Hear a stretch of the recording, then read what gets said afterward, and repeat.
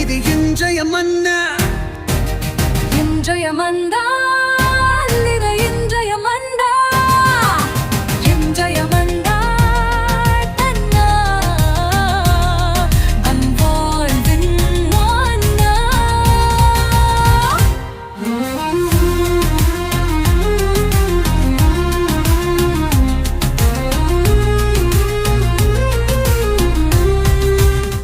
இயேசுவுக்கு பிரியமான அன்பு இறை உறவுகளே, நண்பர்களே, உங்கள் ஒவ்வொருவரையுமே சிறப்பாக இந்த புதிய நாளில் சந்திப்பதில் மிகுந்த மகிழ்ச்சி.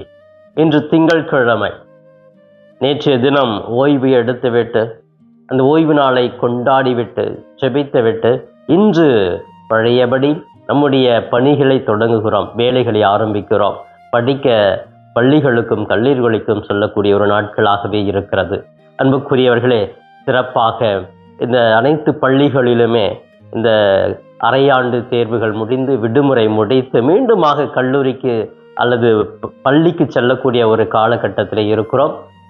அனைத்து பிள்ளைகளும் நல்ல முறையில் படிக்க, கல்லூரி இருக்கிற மாணவர்கள் நல்ல பண்புகளோடு நல்ல குணங்களை பெற்றுக்கொண்டு நல்ல முறையில் படிப்ப, நல்ல ஒரு எதிர்காலத்தை உருவாக்கி கொள்ள இந்த புதிய ஆண்டிலே, இந்த கல்வி ஆண்டிலே அவர்கள் நல்ல முறையில் படித்து அதிகமான மதிப்பெண்களோடு வெற்றி பெற சிறப்பாக ஜெபிப்போம். மீண்டுமாக இந்த புதிய நாளுக்காக கடவுளுக்கு நன்றி கூறி நம்முடைய ஒவ்வொரு கடமைகளையும் செயல்களையும் செவ்வனே செய்ய, உடல் ஆரோக்கியம், உள்ள தூய்மை பெற சிறப்பாக இந்த நாளில் ஜெபிப்போம். அன்புக்குரியவர்களே, சிறப்பாக இன்றைய மன்னா என்ற இந்த நிகழ்ச்சியில நம்முடைய தாயாம் திரு அவையும் நம் ஆண்டவர் இயேசுவும் நம் ஒவ்வொருவருக்குமே இன்று கொடுக்கிற இன்றைய மன்னா மத்தேயு நற்செய்தி பிரிவு 4 இறை வார்த்தைகள் 12-17 மற்றும் 23-25 முடிய பகுதிகள். இந்த பகுதியில் நாம் எதை படிக்கிறோம் என்றால், இயேசு கிறிஸ்து திருமுழுக்கு யோவான் கைது செய்யப்பட்டிருக்கிறார் என்பதை கேள்விப்பட்டு அவர் கலிலேயாவுக்கு செல்லுகிறார். அங்கே கலிலேயாவிற்கு சென்று பல பகுதிகள் இடங்களுக்கு அவர் நற்செய்தி அறிவிக்க, பல புதுமைகள் செய்ய அவர் அங்கே செல்லுகிறார். அன்புக்குரியவர்களே, இந்த பகுதியிலே ஒரு முக்கியமான ஒரு கருத்து சொல்லப்படுகிறது. என்ன அப்படின்னு சொன்னா, காரூரில் இருந்த மக்கள் பேரொளியை கண்டார்கள். மீண்டுமாக அந்த சாவினுடைய நிழலில் இருந்த நாட்டில் அவர்களை பேரொளி, சுடரொளி அவர்களை சூழ்ந்தது என்று சொல்லப்படுகிறது. பிரியமான வாழ்க்கையில காரிருள் வாழ்ந்த மக்கள் பேரொளியை கண்டார்கள். அப்ப இருள் இல்லை, இருள்னா அப்படி சாதாரண இருள், காரிருள் அப்படின்னா ரொம்ப வாழ்க்கையே இழந்தவர்கள், வாழ்க்கையில் அவ்வளவு துன்பங்களை அனுபவித்தவருடைய வாழ்க்கையில பேரொளி ஒன்று வந்தது. அப்ப அந்த இருட்டை ஒரு கும் இருட்டு அப்படின்னு வச்சுக்கோங்களேன், அந்த கும் இருட்டுல ஒரு சின்ன ஒரு லைட்டு தெரிஞ்சா கூட அப்படியே பிரகாசமா இருக்கும். அந்த அளவுக்கு கடவுள் மனிதனுடைய வாழ்க்கையில் அவ்வளவு இருள் அடைந்த ஒரு சூழ்நிலையில அவர் ஒளியாக வந்திருக்கிறார். அதுதான் ஒளியினுடைய விழாவைத்தான் இயேசுடைய பிறப்பு விழாவாகவே கொண்டாடி கொண்டிருக்கிறோம். இந்த நற்செய்தியில் அதை பற்றி தான் தெளிவாகவே நாம் படிக்கவும் பார்க்கிறோம். அப்ப இயேசு கிறிஸ்து மனிதனுடைய வாழ்க்கையிலே ஒளியேற்ற வந்தவர், வெளிச்சத்தை கொடுக்க வந்தவர், வாழ்க்கையில் நிம்மதி கொடுக்க வந்தவர் என்று சொல்லி சிறப்பாக இந்த நற்செய்தி நமக்கு வெளிப்படுத்தப்படுகிறது. அன்புக்குரியவர்களே, இயேசு பல இடங்களுக்கு சென்று நற்செய்தியை, நல்ல வார்த்தைகளை போதிக்கிறார். அதோடு மக்களுடைய தேவைகளை உணர்ந்து பல இடங்களுக்கு சென்று அவர்களுடைய வியாதிகளை குணமாக்குகிறார், அவர்களுக்கு விடுதலை கொடுக்கிறார். மக்கள் அதெல்லாம் கேள்விப்பட்டு நிறைய மக்கள் அவரை நாடி வருகிறார்கள். எங்களுக்கு விடுதலை கிடைக்காதா, எங்களுடைய வியாதி குணமாகாது என்று ஓடி வருகிறார்கள், நம்பிக்கையோடு வருகிறார்கள். அந்த ஒரு பகுதி நம்ம ஒவ்வொருவருக்கும் என்ன செய்தி சொல்லுகிறது? இருளில் வாழ்ந்து நமக்கு நிச்சயமாக மீட்பின் ஒளி நம்மை தேடி வருகிறது, நம்மோடு இருக்கிறது என்ற ஒரு உயர்ந்த பண்பை சொல்லுவதாக இந்த நற்செய்தி அமைந்திருக்கிறது. அதே போன்று இயேசு தன்னுடைய வாழ்க்கையிலே குணப்படுத்தும் ஒரு பணியை மேற்கொள்ளுகிறார். மக்களை குணமாக்கணும், வியாதியிலிருந்து குணமாக்கணும். வியாதி ஒரு மனுஷனுக்கு வந்துட்டா அவ அப்படியே அப்செட் ஆயிடுறாங்க, அப்படியே உடைந்து போய்விடுறாங்க. ஒரு மகிழ்ச்சி இல்லை வாழ்க்கையில். ஐயோ, எனக்கு இந்த வியாதி வந்துடுச்சு, இன்னைக்கெல்லாம் இந்த சுகர் அப்படிங்கிற ஒரு வியாதி வந்துடுச்சு அப்படின்னா, ஐயோ சுகர் வந்துடுச்சா, இனி என்னால் ஒன்றுமே சாப்பிட முடியாதா, நிம்மதியாக இருக்க முடியாதா, மாத்திரையை தான் சாப்பிடணுமா அப்படின்னு உடைந்து போய் விடுகிறார்கள். அப்படி ஒவ்வொரு வியாதியுமே ஒவ்வொரு மன உளைச்சலுக்குள் மக்கள் வாழ ஆரம்பிக்கிறார்கள். அந்த வியாதியில் எனக்கு விடுதலை கிடைக்காதா என்று ஏங்குகிறார்கள். எனவே பிரியமானவர்களே, இன்னைக்கெல்லாம் மக்கள் உடம்ப டெஸ்ட் பண்ணவே பயப்படுறாங்க.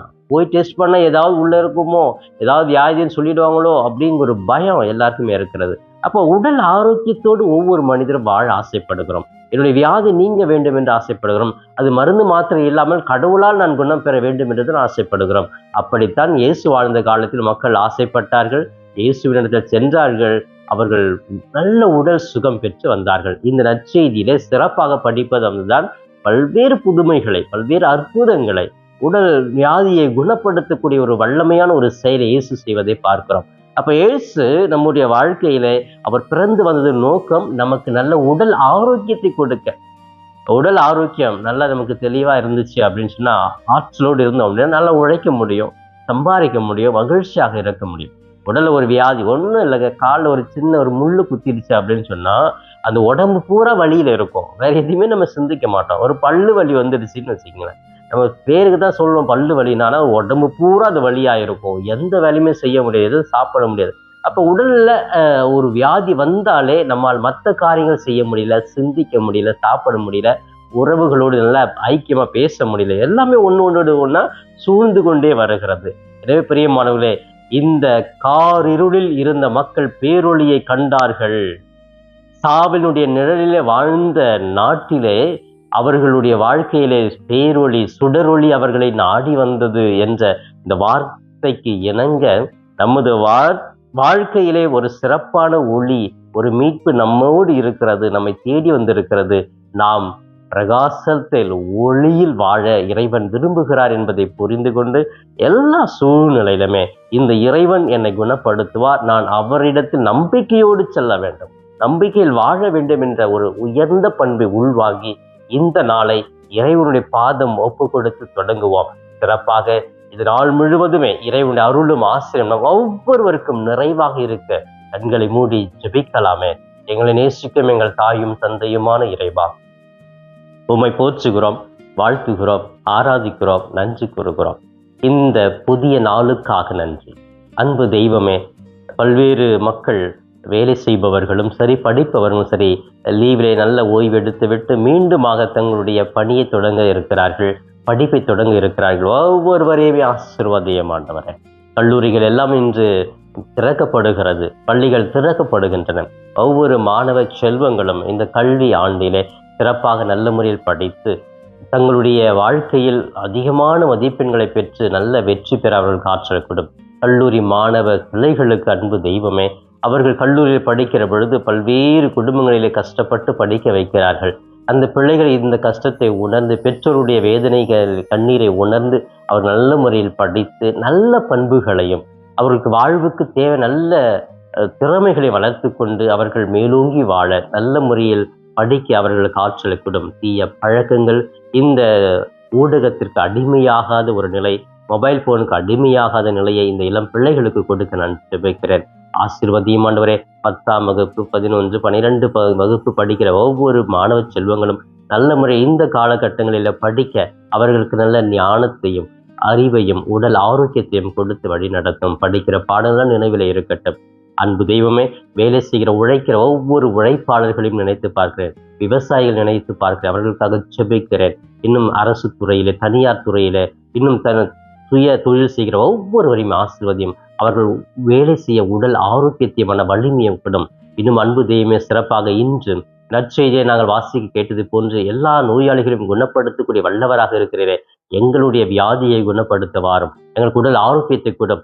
உச்சம் தலைந்து உள்ளம் பாதுவரை இரத்தத்தால் கழுவி எங்களை தூய்மையாக்கும் வழி நடத்தும். இவை எல்லாம் எங்கள் ஆண்டவரும் மீட்பெருமான இயேசுவின் இணையற்ற நாமத்தில் ஜெபிக்கிறேன், ஜீவனுள்ள நல்ல பிதாவே.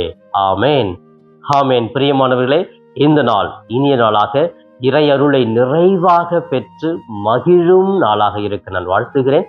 உங்கள் ஒவ்வொருவருக்காக சிறப்பாக என்னுடைய தனிப்பட்ட ஜெபத்திலும் திருப்பலியிலும் கூட ஜெபிக்கிறேன். இயேசுவுக்கே புகழ், மரியே வாழ்க. Thanks for watching Father Das Cap YouTube channel. Subscribe and share the video to your friends. May God bless you.